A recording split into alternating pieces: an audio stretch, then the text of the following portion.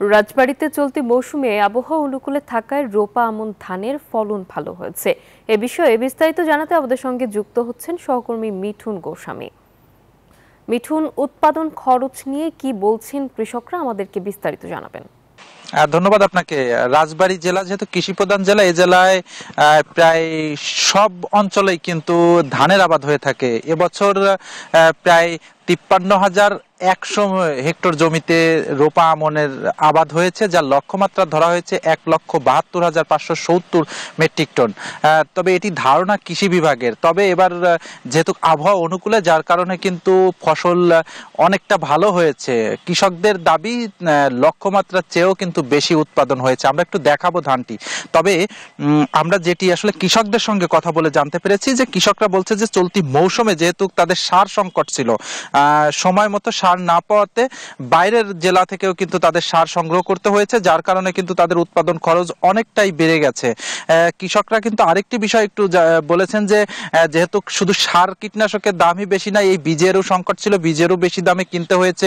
এছাড়াও মজুরির একটি সমস্যা, যেহেতু মজুরি পাওয়া যায় না, যার কারণে কিন্তু কৃষকরা বলেছে যে জমিতে আসলে ধান উৎপাদনে ১০,০০০ টাকা খরচ হতো, সেই জমিতেই এবছর কিন্তু ধান উৎপাদনে ১৫,০০০ টাকা করে খরচ হয়েছে। যার কারণে তারা বলেছে যে প্রতি মন ধান উৎপাদনে এবছর তাদের প্রায় ১,০০০ থেকে ১,২০০ টাকা পর্যন্ত খরচ হচ্ছে। তবে আরেকটি বিষয় হচ্ছে, যেহেতু এই ধানটির যে খড়, সেই খড়টি কিন্তু গোখাদ্য হিসাবে ব্যবহার হয়ে থাকে, যার কারণে কিন্তু কৃষকরা বলেছে ধানে আসলে তাদের সেভাবে লাভবান না হতে পারলেও যে খড়টি রয়েছে, খড়টি বিক্রি করে অন্তত তাদের যে খরচ, সেই খরচটি আসলে তুলতে পারবে। এই বিষয়টি কিন্তু কৃষকরা আমাদেরকে জানিয়েছে। আরেকটি বিষয় জানিয়ে রাখি, রাজবাড়ী জেলার যে ৫টি উপজেলা রয়েছে, ৫টি উপজেলাতেই কিন্তু এই রোপা আমনের আবাদ হয়ে থাকে, যার কারণে কিন্তু এই জেলার যে খাদ্যের চাহিদা সেটি মিটিয়ে কিন্তু এই জেলার ধানটি কিন্তু জেলার বাইরের জেলাগুলোতেও কিন্তু এই ধান সরবরাহ করা হয়ে থাকে এবং সেটি কিন্তু খাদ্যের চাহিদা অনেকটাই পূরণ করে থাকে। শুধু এই ধান যে আবাদ করে কৃষকরা এই মৌসুমটিতে লাভবানের আশায় কিন্তু তারা এই ধানগুলো উৎপাদন করে থাকে। তবে এবছর যেহেতু আগামী যে ফসলগুলো রয়েছে, সেই ফসলগুলোতেও কিন্তু ধানের মতো করে যাতে সার সংকট না থাকে, সেই বিষয়টি কিন্তু তারা গুরুত্ব দিতে বলেছে কর্তৃপক্ষকে। তবে কৃষি বিভাগ আমাদেরকে জানিয়েছে যে চলতি মৌসুমে যে সারের তেমন কোনো সংকট ছিল না, তারা পর্যাপ্ত সারই ছিল।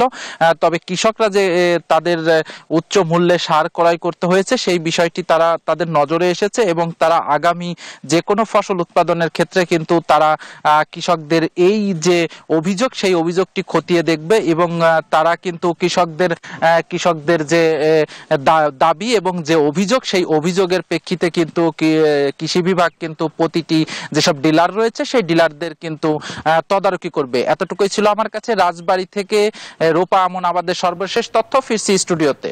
মিঠুন, আপনাকে ধন্যবাদ। বান্ডেল থাকলে প্রতি সেনমানিতে টাকা বাঁচবে।